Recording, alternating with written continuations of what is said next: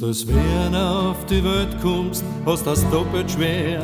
Da muss die letzte Prüfung in dein Leben bestehen.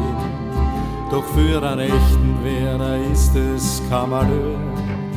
Er war schon so oft und hat schon alles gesehen. Er ist in jedem Leben schon irgendwo einmal gewesen und weiß genau, der Herrgott hat ihn auserlesen. Denn in den Himmel kommt man nicht so leicht hinein.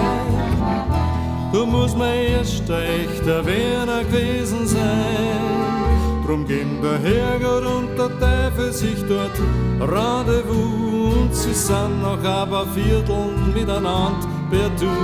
Und nach der Sperrstunde schmeißt der Ober sie hinaus. Und sie gehen dann Wiener ohne Wiener Zaun.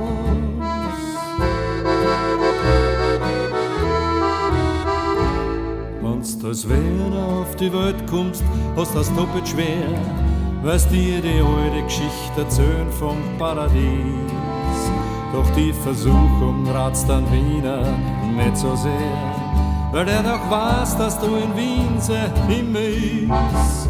Was kann einen echten Wiener denn dort auflocken? Was er nicht kennt, der hat ja selber alles da. Tut dem sicherlich sehr schnell das Heimweh bocken. Es gangen ihm der Wein, die Muse und die Madel noch. Drum sind der Lanner und der Strauß noch immer da. Und auch der Schubert Franzl übt auf sein Klavier. Und der Hörbiger trinkt seine Vierteln immer noch. Und vorm Hans Moser gingen alle in die Knie.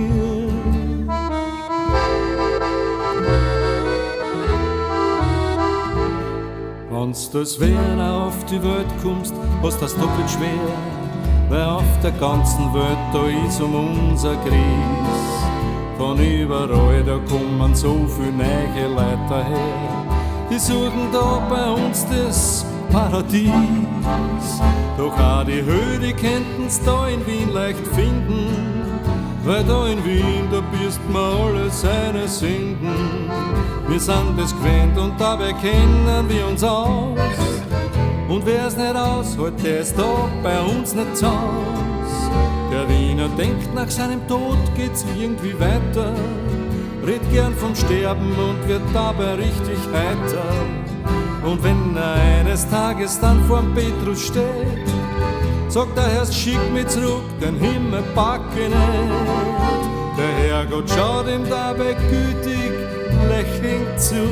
Er weiß, der Wiener findet nur in Wien seine Ruhe. Er geht mit ihm und schenkt sich auch ein Viertelein und lasst den Wiener einen echten Wiener sein. Und lasst den Wiener einen echten Wiener sein.